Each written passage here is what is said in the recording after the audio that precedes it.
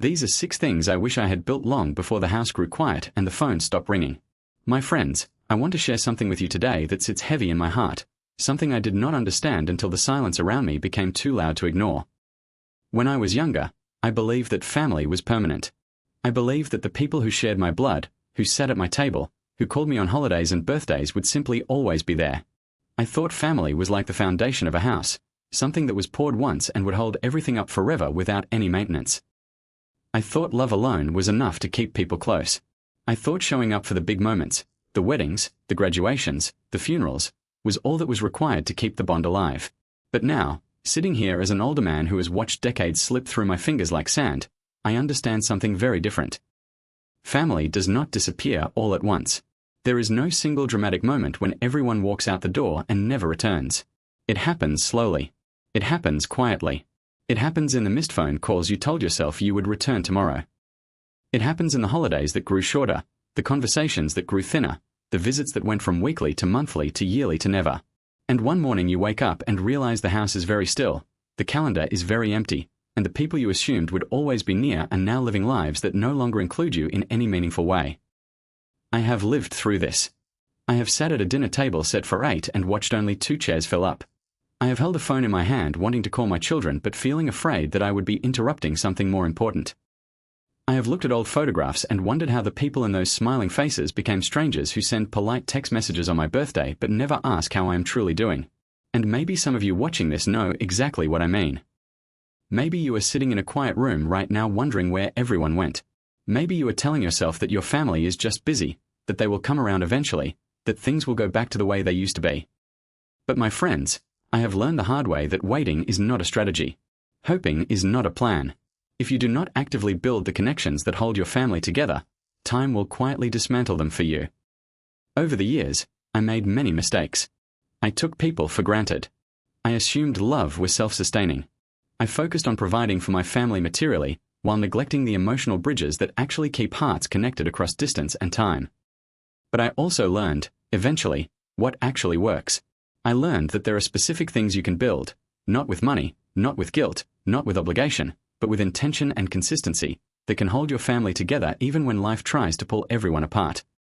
So today, through Eternal Flame Wisdom, I want to share 6 essential things that every senior must build before family slowly disappears from daily life. These are not complicated strategies. They do not require wealth or perfect health or a family that already gets along. They require only your willingness to begin. You may not be able to do all of them perfectly. That is all right. Start with the one that speaks most urgently to your situation. Start small. Start today. Because the clock is not waiting, and the people you love are drifting further away with every passing month whether you notice it or not. The first thing you must build is the habit of reaching out first. For many years, I waited. I waited for my children to call me. I waited for my grandchildren to visit. I waited for my siblings to make the first move after our disagreements. I told myself that if they truly loved me, they would reach out. I told myself that I had already done enough raising them, supporting them, sacrificing for them, and that now it was their turn to show up. But age has taught me something humbling and painful. The younger generation is not ignoring you because they do not love you. They are drowning in responsibilities you may not fully see. They are raising children, managing careers, navigating marriages, paying bills, and trying to keep their own fragile lives from falling apart. They are not thinking about calling you not because you do not matter, but because their minds are consumed by the emergencies of the present moment. And every day that passes without contact is another brick in the wall that slowly grows between you. I realized one evening, sitting alone in my kitchen, that I had spent 3 months waiting for a phone call that never came. 3 months of silence. 3 months of growing resentment. And then it hit me. I had a phone too. I had the ability to pick it up and dial a number. I had the ability to say hello, to ask a question, to send a simple message that said I was thinking of you. So I started doing it. I started calling first. I started texting first. I did not wait for holidays or birthdays or special occasions. I called on ordinary Tuesdays. I sent messages on random Thursday mornings. I left voice messages that said nothing important except that I loved them and I hoped their day was going well. And something remarkable happened. The walls began to soften. The conversations grew longer. My children started calling me back more often because they felt invited rather than obligated. The key insight was this: when you wait for others to reach out, you are placing the entire weight of the relationship on their shoulders. And when those shoulders are already overloaded, your silence becomes invisible to them. But when you reach out first, you remove the burden. You open the door. You remind them that the connection still exists and that it only requires a small gesture to keep it alive. Do not let pride convince you that reaching out first makes you needy. It makes you brave. It makes you the anchor. And anchors do not wait for the ship to come to them. They hold steady and let the rope do the work. The second thing you must build is a space where your family feels safe to be honest with you. This one took me a very long time to understand, and I suspect many of you may struggle with it as well. When I was a younger father, I believed my role was to solve problems, to give advice, to correct mistakes, and to steer my children in the right direction. I thought that was what love looked like. So whenever my children came to me with a difficulty, I immediately offered solutions. I told them what they should do, what they had done wrong, and how they could fix it. I thought I was being helpful. But what I was actually doing was teaching them that coming to me with their real feelings would result in a lecture rather than comfort. Over the years, the conversations became surface level. They told me they were fine when they were not fine. They told me work was going well when they were struggling. They told me their marriages were strong when they were falling apart. And I believed them because I wanted to believe them. It was not until my daughter sat across from me one afternoon, tears streaming down her face, and said, "Dad, I have been going through the hardest year of my life and I did not tell you because I knew you would try to fix it and I did not need fixing. I just needed you to listen." Those words broke something open inside me. I realized that I had spent decades building a reputation as a problem solver when what my family actually needed was a safe harbor.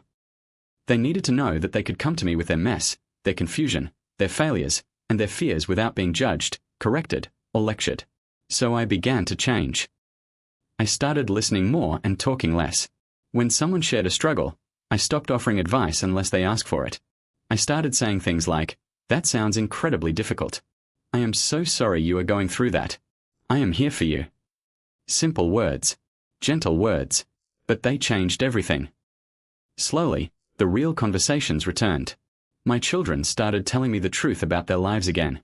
My grandchildren started opening up about their fears. The space between us filled with honesty instead of polite performance. My friends, your family will drift away from you if they feel that being around you requires them to wear a mask. People gravitate toward those who make them feel safe, accepted, and heard. If you want your family to stay close, you must become the person they can be completely real with, even when the reality is uncomfortable. Build that space now, before the silence becomes permanent. The third thing you must build is a set of traditions that belong only to your family. I want you to think for a moment about the memories that stand out most vividly from your own childhood. I would guess that many of them are tied to specific rituals, the way your mother cooked a particular meal on Sunday mornings, the way your father told the same joke every Thanksgiving, the way your family gathered on the porch during summer evenings to watch the sky change color. These small, repeated moments are the glue that holds a family's identity together. They create a sense of belonging that cannot be replicated anywhere else. But as we grow older, many of us allow these traditions to fade. We stop hosting the big dinners because our energy is lower. We stop organizing the annual trips because coordinating schedules feels too complicated. We stop baking the recipes our mothers taught us because we live alone now and there is no one to share them with. And with each tradition that disappears, a thread in the family fabric comes loose. I experienced this in my own life. After my wife passed away, I stopped hosting our famous holiday gatherings. I told myself it was too painful, too much work, too lonely without her at the head of the table. And for a few years, my family scattered. Everyone made their own plans. Everyone built their own separate traditions with their own in-laws and friends. And I watched from a distance as the family I had spent my life building slowly fragmented into isolated units that no longer shared a common rhythm. Then one year, I decided to start again. I invited everyone over for a simple Sunday lunch. Nothing elaborate. No pressure. Just soup, bread, and conversation. I told my grandchildren we would do it every first Sunday of the month. At first, attendance was inconsistent. But within a year, it became something they looked forward to. They started calling it Grandpa's Sunday. They started bringing their own dishes to share. They started asking if we could add a game night to the rotation. And just like that, a new tradition was born, one that gave my family a reason to gather, a rhythm to return to, and a shared identity that no one else could claim. My friends, traditions do not have to be grand or expensive. They can be as simple as a weekly phone call, a monthly meal, an annual trip to the same lake, or a holiday ritual that only your family understands. What matters is consistency. What matters is repetition. What matters is creating something that your family members associate with warmth, belonging, and home. Build these traditions now, while you still have the energy and the opportunity. Because once you are gone, these rituals will be the things your family clings to when they miss you most.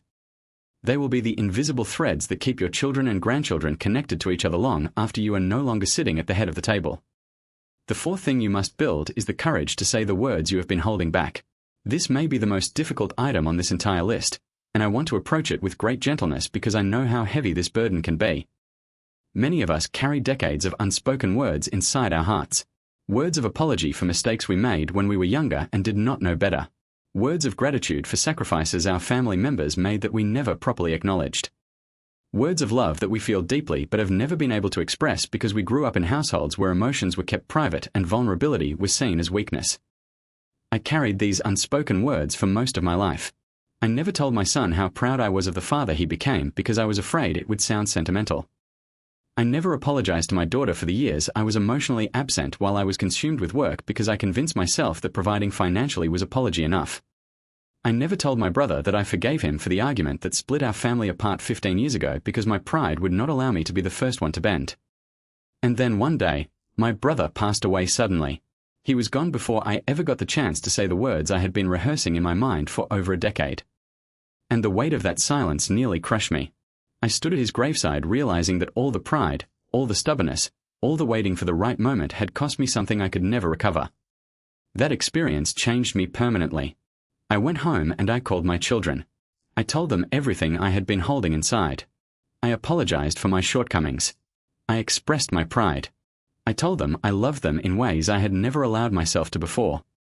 And the relief I felt was overwhelming. It was as if a dam had broken inside my chest and years of trapped emotion finally flowed free. My friends, do not make the mistake I made. Do not wait for a crisis, a diagnosis, or a funeral to say the words that need to be said. Your family needs to hear them now. They need to know that you are proud of them. They need to know that you forgive them. They need to know that you love them not just in the abstract way that all parents love their children, but in the specific, detailed, personal way that makes a human being feel truly seen. Pick up the phone. Write the letter. Sit them down at the kitchen table and say the words out loud, even if your voice shakes, even if tears come, even if the moment feels awkward and imperfect. Imperfect honesty is infinitely more valuable than perfect silence. Build this bridge of words now, before the opportunity is taken from you by circumstances you cannot predict or control. The fifth thing you must build is a legacy of stories that your family can carry forward after you are gone. I want to ask you a question that may feel uncomfortable. When you are no longer here, what will your children and grandchildren actually know about you? Will they know the struggles you overcame to build the life they now enjoy? Will they know the dreams you sacrificed so that they could pursue theirs? Will they know the lessons you learned from your failures, the wisdom you gathered from your pain, the moments of quiet courage that no one ever witnessed or applauded? In most families, the answer is no. We spend our lives working, providing, and caring for others, but we rarely sit down and share the full story of who we are. We assume our family already knows. We assume the details will somehow be passed down automatically, but they will not. Stories die when they are not told. Histories vanish when no one takes the time to record them. And when your family loses your stories, they lose a piece of their own identity. I realized this when my own mother passed away and I discovered that I knew almost nothing about her childhood, her early struggles, or the experiences that shaped the woman who raised me. I had questions I could no longer ask. I had gaps in my family history that could never be filled. And I promised myself that I would not let the same thing happen to my own descendants. So I began sharing my stories. I started telling my grandchildren about the house I grew up in, the hardships my parents endured, the mistakes I made in my 20s that taught me the most important lessons of my life. I started recording my memories, not in a formal or polished way, but in simple conversations over meals, during car rides, on quiet afternoons when there was nothing else to do but talk. And I watched something beautiful happen. My grandchildren leaned in. They asked questions. They started seeing me not just as an old man who gave them candy and told them to behave, but as a full human being with a rich, complex, and deeply relatable life. My stories gave them context for their own struggles. They gave them permission to be imperfect. They gave them roots in a world that often feels rootless and disconnected. My friends, your life is a library of wisdom that your family desperately needs, whether they realize it yet or not. Build this legacy now. Tell your stories. Record your voice. Write your memories in a notebook that someone will treasure long after you are gone. Do not assume there will be time later. The greatest gift you can leave your family is not money, property, or possessions. It is the knowledge of who you truly were, what you truly believed, and how you truly loved. The sixth and final thing you must build is the kind of inner peace that makes people want to come home to you. This is the deepest lesson on this list, and it is the one that took me the longest to learn. For many years, I believed that keeping my family close was about doing things for them, buying gifts, paying for expenses, offering my house for gatherings, making myself useful in every possible way so that they would have a reason to stay connected. And while generosity is a beautiful quality, I eventually realized that if the only thing drawing your family to you is what you can provide for them, the relationship is built on a foundation that will crumble the moment your resources run out. What truly draws people back, what truly makes a family member pick up the phone, drive across town, or rearrange their schedule to spend an afternoon with you, is not what you can give them materially. It is how they feel when they are in your presence. People are drawn to peace. They are drawn to warmth. They are drawn to the kind of calm, steady, non-judgmental energy that makes them feel like they can finally exhale after holding their breath all day.